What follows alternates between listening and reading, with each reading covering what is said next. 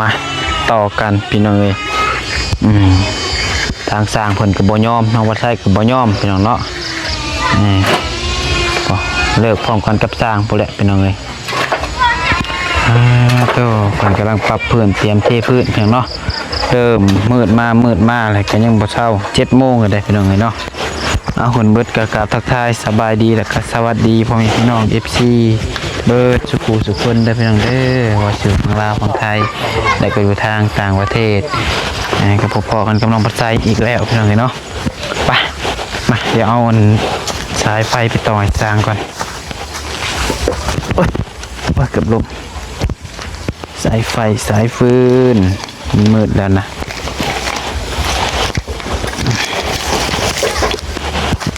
ตัวไม้สลาดยังลายบ่ยัง1 แผ่นกับลบกันยัง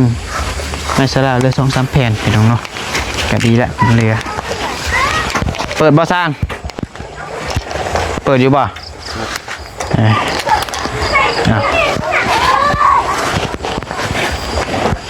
ตัวได้ปักตัวนี้บ่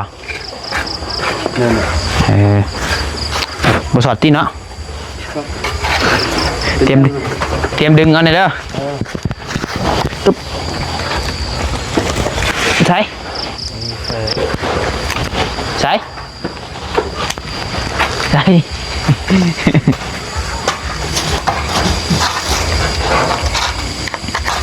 อ้าวไฟดับบ้าน่ะหุงจมูกยังไฟดับจะแรกดอกไฟขาดมันเปิดอยู่พี่วอนพี่บ่ขาดแต่ไปจักบ่โทษถึกพี่นี่บุมีไฟล่ะเขาถอดบ่เบิ้งบ่โทรบอกสาวพรให้เพิ่นเสียบอยู่ว่าถามเพิ่นก่อนถามสาวพรก่อนเพิ่นเสียบไฟอยู่ว่า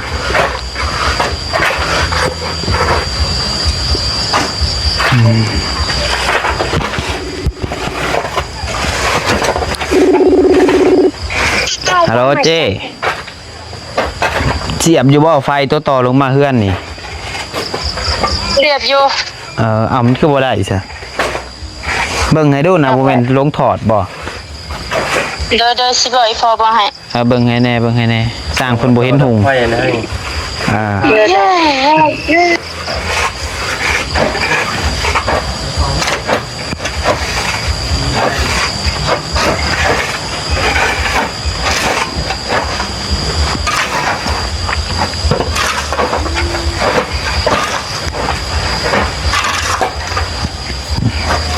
ตัวสร้างเพิ่นก็ปั๊บเท่ๆอย่างเนาะ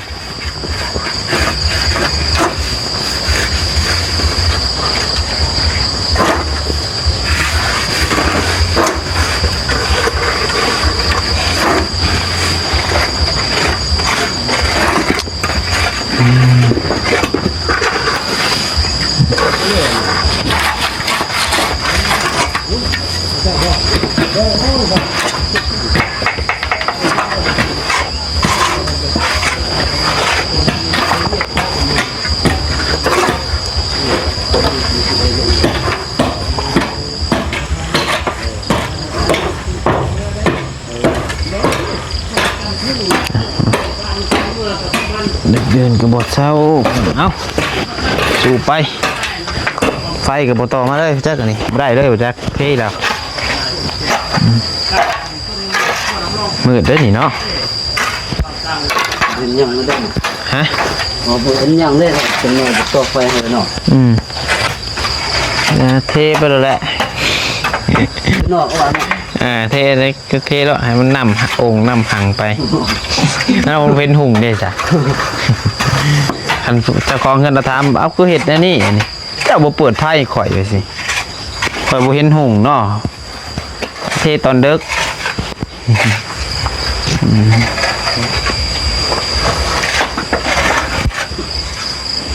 จะยงไปเลยล่ะถือเหลี่ยมคมให้กวบสร้างเป็นเนาะบาดหนมือสร้างโมเมนต์ลืมใส่นะเลยบ่ส่องร่มมาพุ่นเศร้าหรือบ่ฮะ มื้ออื่นคันมันว่างแล้วจึงปาดใส่ละ โอ้จนโบกอะไรได้ อ๋อโบกบ่เป็นหยัง ลืมนะนี่กันเนาะ ลืมแต่ตอนก่อพอดียามแล้วลืมอีกนะ เลยนะตากคนแล้วล่ะ ให้ก็สังเกตเฮากันน่ะของนอนเพิ่นยังบ่ได้ใส่ช่องลมเลยว่าเพิ่นซื้อมาให้แล้วคือว่าบ่ใส่เลยบ่ถามบ่เตียงลองเบิ่งแล้วเพิ่นบ่ใส่เลยก็มันกระเทินเด้พี่น้องเอ้ยคันสิปาดใส่ก็มันสิเฮ้ยให้มั่งติ ใส่เงินคั่ว ไม่ใช่เพิ่นครัว ทางกล้องให้อันนี้เลย ก็ตามถามผู้แลหัวหน้าเพิ่นเบิ่งก่อนถามหัวหน้าใหญ่ลูกพี่ใหญ่ผู้แล ไปทาง บ่เตียงเพิ่นสิว่าแนวใดหึไฟบ่ สบาย ให้ยังไฟให้อ่ะ เป็นหูเลยนะ โยเนาะเจ้าของเงิน ขึ้นมาเตียเทเด เจ้าของเงินกับโบไฟมาให้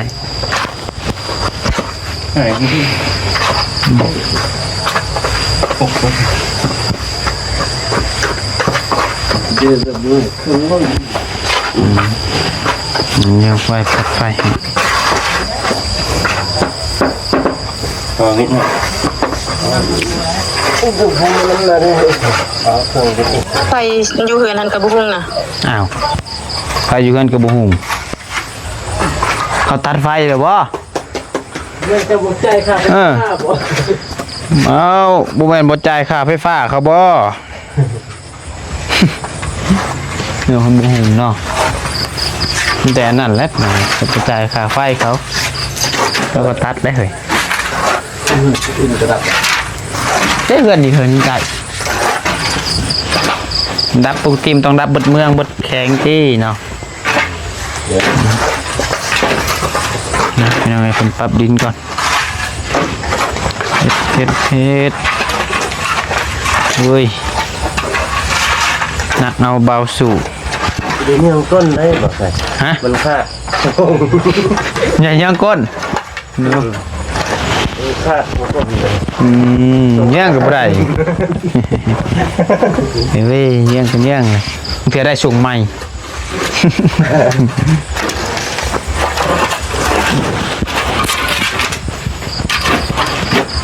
ดุยจนเดึกจนดื่นมือใดกับพี่น้องเลย เดี๋ยวใน FC เพิ่นเห็นป้อสร้างเฮ็ดจนปะต้นปะหยัง เห็ดจนปลากลไปโมเมนตูดบ่มันตูดลายบ่ตูดจนส่งขาดโมเมนบ่ บ่มันได้ผ่านอยู่นี่ น้องเบลโทรมาอีกทีก็เพิ่นว่าบ่ได้ไปนำซ้ำขามไปมุก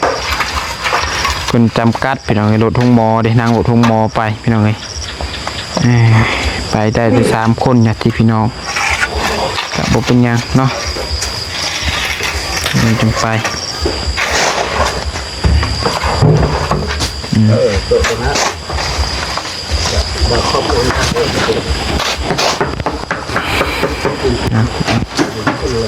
ลุย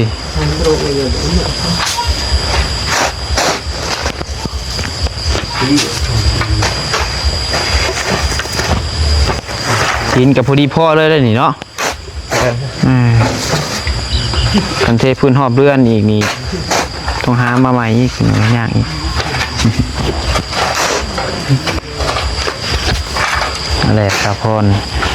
บ่เห็นหุ่งได้นี่เนาะน้อยเพิ่น โอ้ยมืดละ แต่งไฟนะ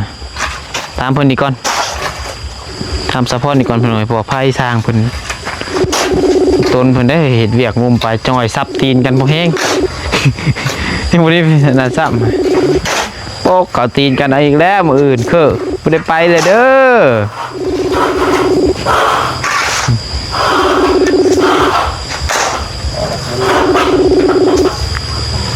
ขนาดเป็นไข้ยังไปนะสู่เพื่อนห้องพรนะ เจ้านะบ่ แม่น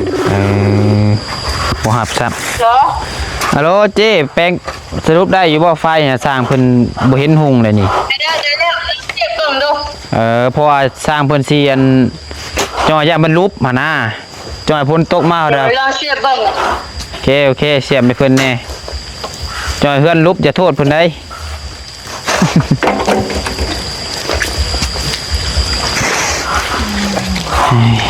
ลองคนนำเสร็จปักเสียบได้ พอแห้งงี้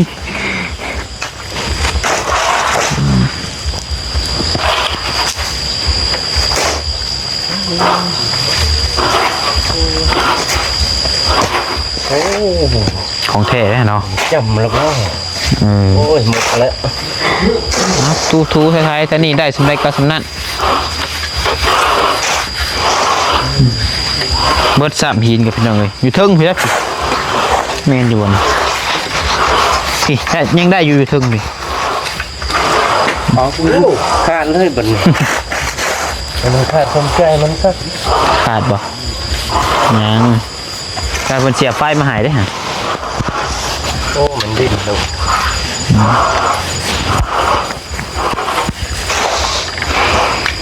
ง พ่อสามจักเนาะ ก็ พ่อเฮ้มาแล้วไปดึกดิ ผมบอกน้องเพื่อนว่าไฟบ่มา Ừ. บอกให้เราลงมาเบิ้งแน่ เขาแม่เจ้าว่าวเด้อนะคือแบบนี้แสงสว่างผู้หอยจะเทิงผมจะหุ่มค่ะ แนวสร้างที่ว่าว นี่เทิงนี่จะแมนว่าตัวได้บ่เลย เราเห็นแตะตุกแตะบุเป็นเด้อ เอาหอยหันก็ได้ซะเต็มโต๊ะ เจ๊ยังมีเงินหลาย มีสิก็ไม่ครับ และเอาไม้เดินไม้ เลี้ยงอยู่ฮะขอบของแขก มันมาหน้าได้เบียงย่องสั่งเลยสั่งเละเลยอ่ะอย่าเปิดมาดอกเพื่อนตั้งมองอย่าพันบิน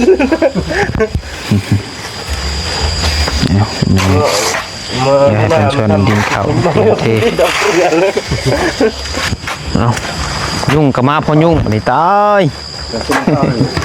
เพราะว่าเดินต้องมาเสด็จถูก อะไรปลาบุญแหลกก็ผมซื้อเลย เผื่อแล้วมื้อนี้พอดี8 โมงเนาะ มันเบื่อเบื่อกันเนี่ยเลยปลาอุดมกวาดมันรดมันมี ปูนบ่แม่นชอบเอาปนกันเลยบ่ปูนน่ะ ตัวใส่ของเปิดกับพวกเลย อ๋อ เขาเจเพิ่นเศร้าเขาเนาะทีมงานอาณาเปล่าเตียงสา จากของไฟเป็นของไฟเนาะพวกปูนไหวบ่อนเดียวกันเดี๋ยวย่าเบิดแล้วก็ซื้อใหม่ เมื่อได้เอาตัวใหม่เด้อ ฮะ ปูน มือน่ะเอาปูนใหม่ป่ะมีแต่ให้ทางสะพรไปสั่งมาไว้ให้เลย เอาแต่คุณเขี้ยว ปูนเที่ยว มีแต่บอกสะพรและปลอดพอช่องออกมาหาสวยทางเบื้องบางเทื่อคันว่าเฮาได้ออกมาแต่เช้า เพราะว่าเป็นเลยเพราะว่าปูนทึกเมื่อคืน แข็งเลย เทได้อยู่เทได้ แต่ว่าสาบมาได้เนาะโบกเขาแล้ว เทก็ได้อยู่ มันจะแข็งเลยพี่น้องเลยครับโอ้ยเสียแล้วล่ะพี่น้องเลยเอาอีกจักสอบเอาอีกจักสอบเอาเผื่อไว้เลย เอารถ15 ปูนเคี้ยว15 สอบเนาะโอเค มาเพื่ออะไร เดี๋ยวบอกให้เพื่อนให้ เรือก็ให้เพิ่นเกิดใกล้ทางเรือ เอาเรือไว้รถเพราะว่ามันจังบ่ได้ให้นาให้มันเรือ2-3 เป้าแล้วมันจังคันไหลเป๊ะแล้วมันสิยากครับบ่พอ ตัวมากกว่า10เป่า ดีนี่เพราะว่าน้องหนอกกันเจ็ดเป่า ของไรนี่ เจ็ดเป่าเลยมันท่วมบาซ่า มาถึง70เป่า 10เนาะ10คือ15 10 เป้าโอเค10 เป้าเนาะปูน ที่นี่มันก็ยังแค่ได้เป่านึง ปูนเขียว10 เป้าเอาไว้บัดเพิ่นก่ออีกเด้ของเพิ่นนะ นี่เอาไว้อยู่นั่นก้มคั่วเลย โอเค ว่าจุกอ่อนเขาจะได้เนาะ เลยจากตัวใดเป็นของไผแล้วก็บ่ฮู้คือกัน หูแล้ว พอมันปนกันเลยมั่วเลยนะพี่น้องเอ้ย เป้าได้ อ่ะแม่นเข้าใจ มื้อนี้เฮามัน7เป้าได้ กับ8เป้าตัวนี้ใส่พื้น ปูนเขียว50 ป้าย ปูนเขียว55ปูนแดง10ของเฮาเทพ ของบ่เตียงค่ะ พื้น13เป้าตีวันแม่น13ใส่7เป็น20 เด้ เอากินข้าวส่งเปล่า ปูน5สหาเอาแก้ ปูนแดง50 เป้าอีกคือ ปูนแดง10สอบของเฮาแต่ปูนเขียว15ตัวซื้อมาใหม่นะ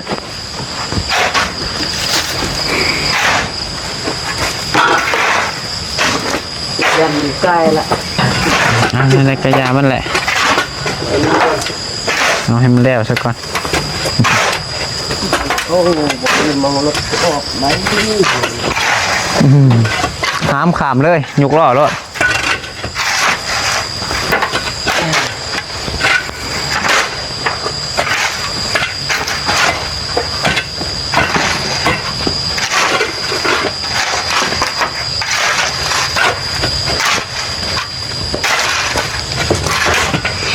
เดินเที่ยงคืนกับบริพัตรพี่น้องเอ้ย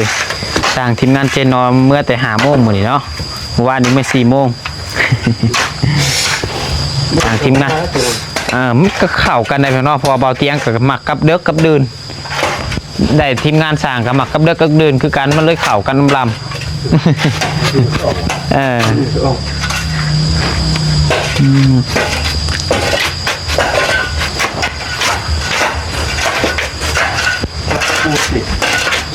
มีอื่นในให้ปลาซื้ออันถุงมือให้เนี่ยหมดเลย ถุงมือ หมด ขาดไปเลย 2 คู่แล้วนะมื้อนี้น่ะ อ๋อ ปกติไปเป็นอาทิตย์ยังบ่คาดคู่หนึ่ง มันใช้งานหนักประจักษ์ จะนำเอาเล่งเวียกแล้วมัน กันนั่นแหละมันใช้งานหนัก เปล่ามันก็ เลยซื้อไม้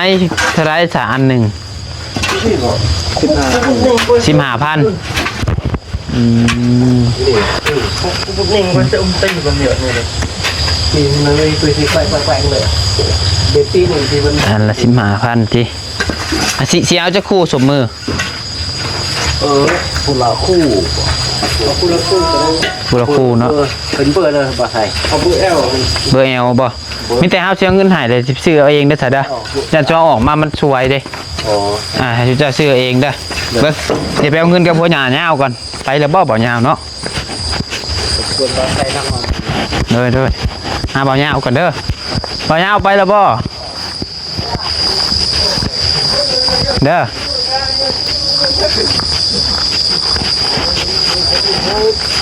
สร้างเพิ่นว่าขอเงินซื้อสมือแน่ ของมันคือเสมอ โดย เท่าไหร่ คู่15,000ให้เป็น100,000เลยบ่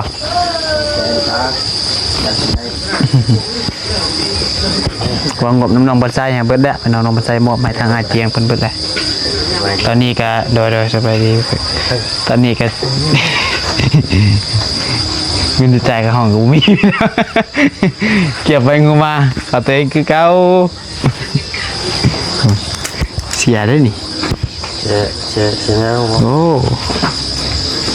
แย่ข่อยก็ได้เดินเนี่ยตัวแขนตัวคานก็ได้แย่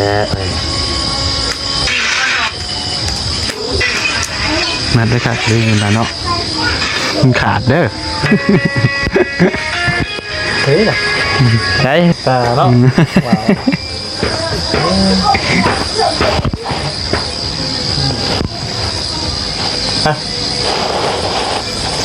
โอเค อะไรน่ะ 9 กระซิบป่ะ เลย เอากระซิบแล้ว ฮะมียังก็ ละครนั่นแหละเป็นยังไง เด้อขอบใจขาสุบมือสร้างเป็นยังไงบ่ทางบ่เตียงเพิ่นไปถ่ายพอตู้น้องปิ่นของน้องเนาะสร้างซื้อเอาเด้อ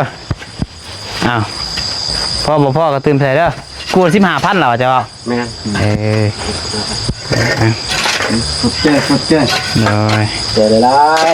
ส่วนมื้อนี้ก็ มันแจกของอันหางานได้นี่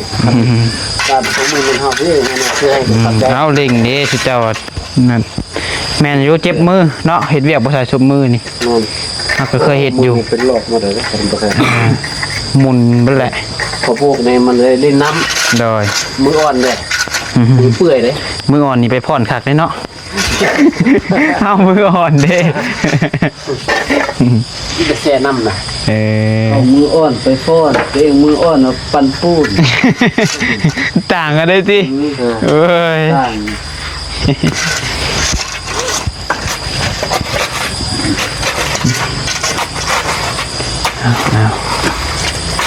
นี่เนินเดียวทาเพิ่นนั้น